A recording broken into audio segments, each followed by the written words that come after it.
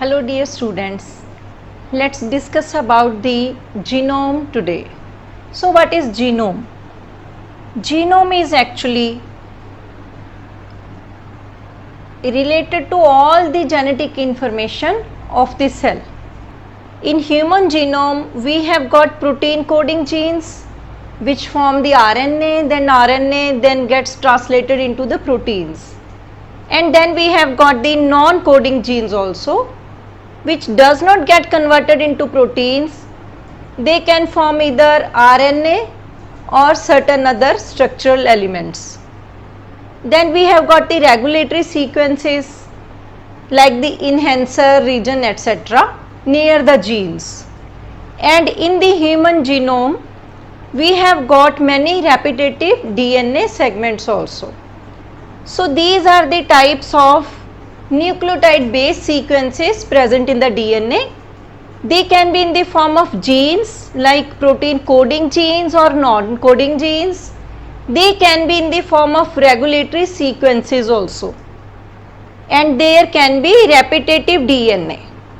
So all this portion of the DNA is known as the coding DNA because they get converted into RNA and then into proteins. So this portion is coding DNA, but all this portion, that is non-coding genes which do not form the proteins, regulatory sequences as well as the repetitive DNA, all the three forms they come under the non-coding DNA. So we have got the coding DNA as well as the non-coding DNA. This is your coding DNA. Coding DNA. Coding DNA has the information for the formation of proteins. So this repetitive DNA, it's further of two types. Repetitive DNA, as the name implies, there are the repetitions of some sort. So this repetitive DNA either can have the tandem repeats or the interspersed repeats. Let's see what is the difference between these.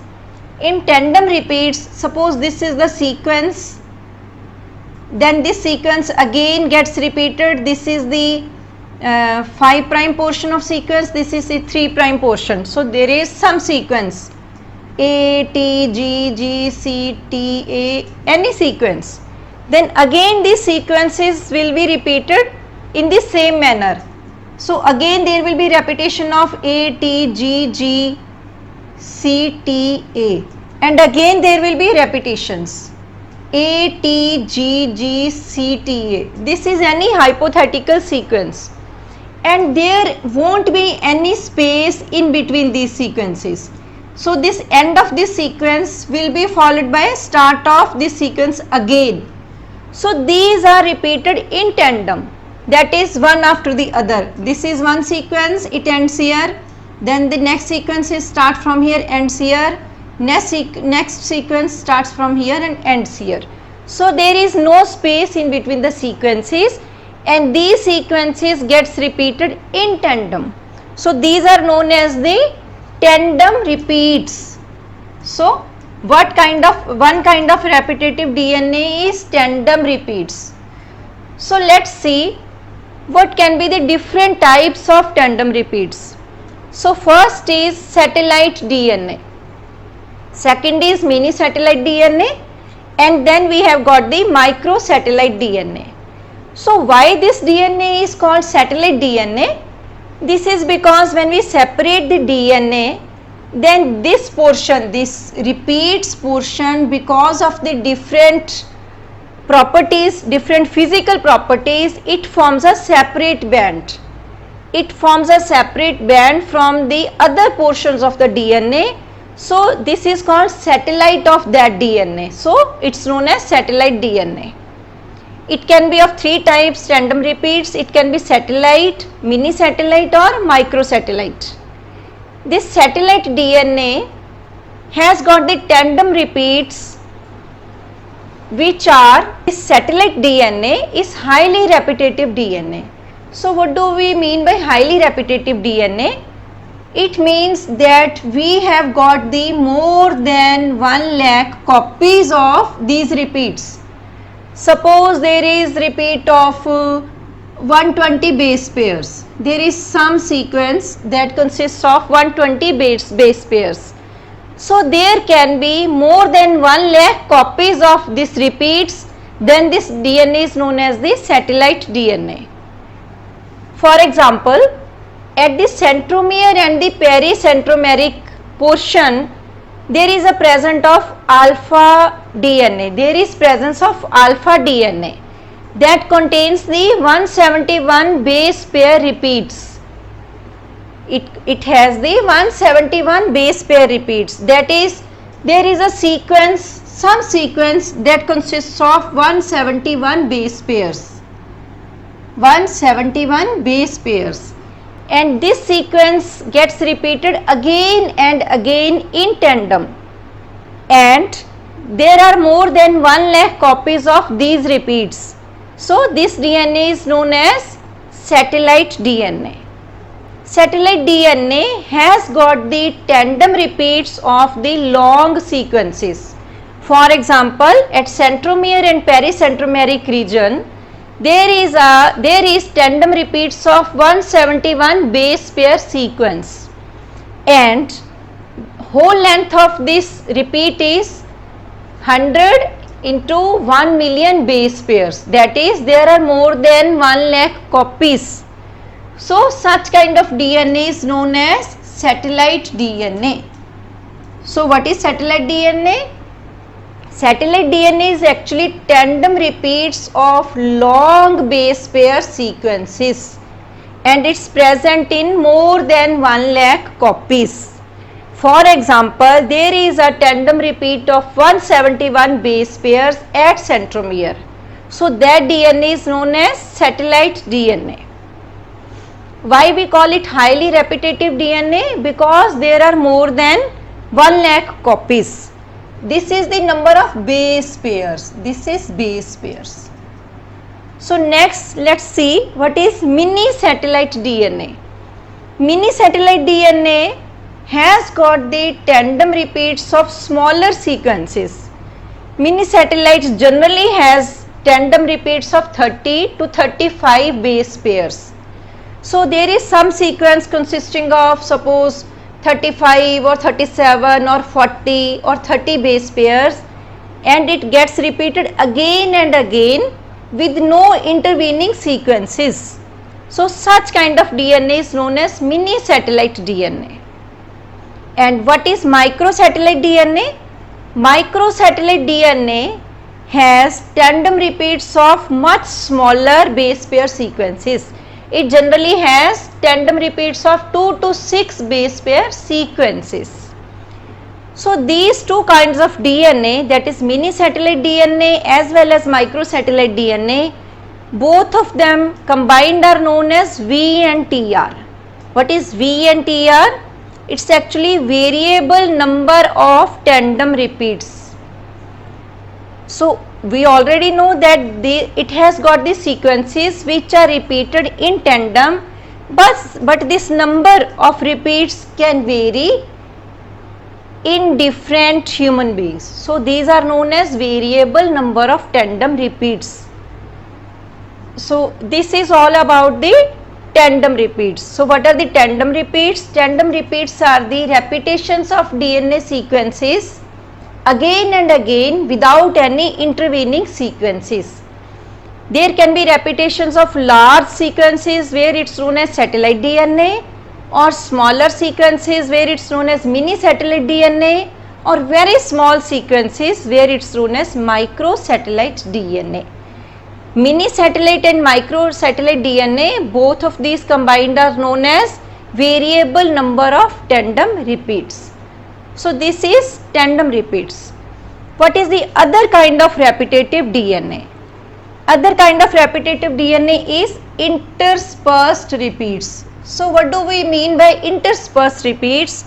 Interspersed repeats are, suppose there is some sequence and here suppose comes some coding gene, and again there is a repetition of this sequence, This is on one chromosome, and on the other chromosome also suppose this sequence is present, suppose 3 times, and in between there are other sequences. So that means these sequences are interspersed on the chromosomes in between the other regions. Other regions can be some kind of coding genes or non-coding genes or regulatory sequences. So such kind of repeats are interspersed in between the other sequences. So these are known as interspersed DNA. These are also known as jumping genes. Why these are called jumping genes? Because they can jump from one portion of chromosome to the other. Suppose this sequence which are present here, it can jump from this side to some other side, so that there is now a long portion of the other portions and this interspersed repeat has come here. That means these sequences can change their position on the chromosomes. So that's why they are known as jumping genes. Why these are known as jumping genes? Because they can jump from one position to the other. See, here there was a smaller sequence in between these two repeats, but here this portion has shifted its position, so there is a larger sequence in between these repeats. So these can jump from one position to the other. That's why these are known as the jumping genes or transposon elements, that is TEs, transposon elements. So these are of two types. Number one is DNA transposons, number two are retroposons. So let's see what are DNA transposons. DNA transposons follows the theory of cut and paste. That is, suppose these are the two sequences present on the chromosome, and now we have cut this portion. We have, this is sequence, this is the first copy, this is the second copy of the same sequence. Suppose we cut this sequence from here and paste it here, so that the length of the intervening chromosome changes. So now we have cut it from this position and pasted it at this position. This is the first copy, this is the second copy. So this is the cut and paste theory, and the DNA transposons follow this thing. So there is no RNA intermediate in such kind of repeats, and they encode an enzyme known as transposase. Transposase cuts the sequence from here, and so that it can be pasted at the second position. So these are known as DNA transposons, so that there is no RNA intermediate. So what are the second kind of transposons? These are known as the retroposons. These are known as the retroposons. So why these are called retroposons? Because they follow the same mechanism for repeating as that followed by the retroviruses. Now we all know retroviruses, suppose they have DNA as the genetic material. When they come into our cells, they synthesize RNA from DNA. So suppose this was DNA, they synthesize RNA from DNA, this is RNA. Again they synthesize DNA copy from this RNA copy. So this is the DNA copy. Generally what happens in transcription? Transcription is the synthesis of RNA molecule from DNA molecule. And now what is this synthesis of DNA from RNA? We can call it a reverse transcription. So these such kind of viruses are known as the retroviruses, because they reverse the transcription process. In transcription we synthesize RNA from DNA, but these viruses, when they come into the cells, first they synthesize RNA from DNA, but then they can synthesize DNA from this RNA also, and this DNA copy can get incorporated into eukaryotic genetic material.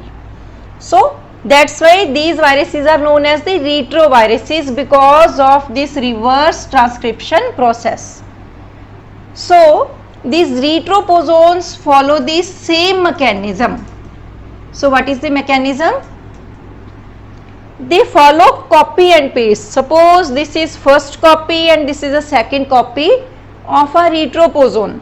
So what they will do, suppose they are present at this site at our genetic material, they will synthesize first RNA from this copy, second copy. They will synthesize RNA molecule, and then there will be synthesis of DNA from this RNA. Same copy. So this was the second copy. Now they have synthesized RNA from DNA, and this RNA by reverse transcription synthesize a new portion of DNA which has got the same sequence as this copy. So this is the third copy. We can say this is the third copy of DNA. Now this third copy can get incorporated into the chromosomes, so that this was the first copy, this was the second copy, and now we have got a third copy also, which can get incorporated at any part of the chromosomes. So they follow the mechanisms of the retroposones, copy and paste. Now this portion has not been cut, it has been actually copied, and then this copy has been pasted at some position on the chromosomes. So they follow the mechanism of copy and paste. So these are known as the retroposones. These are known as the retroposones. So what are the two different types of retroposones? They can be LTR or non-LTR. So what is LTR? LTR's full form is long terminal repeats. So what is LTR? In LTR, this portion of the retroposome, suppose this is the sequence of a retroposome, then it has got the long terminal repeats, that is on the terminal portion of this sequence. These are the terminal portion of the retroposomes. They have got the long terminal repeats. Here they have got the repetitions of a long sequences on 5' end as well as on the 3' end. So they reside in between the long terminal repeats. So this is our retroposome, and these are the LTRs, long terminal repeats. So actually it's thought that this portion has occurred because of some infection with retroviruses many years ago, so that they generally have got the sequences for GAG, POL, envelope or protease enzyme. These are all the enzymes which are coded by viruses DNA. So there can be sequences for the GAG or POL gene or envelope gene or protease gene. So GAG synthesizes the structural proteins, POL synthesizes the reverse transcriptase, N synthesizes the envelope proteins, and PRO synthesizes the protease proteins. So these are the sequences for synthesis of different kinds of proteins in the viruses, and in case of LTRs we see such kind of sequences present. That's why we think that somehow some kind of retroviruses infection has given rise to LTR retroposomes. So now as we have seen LTR retroposomes, let's see what is non-LTR retroposomes. These are the retroposomes which do not have the long terminal repeats on both the ends.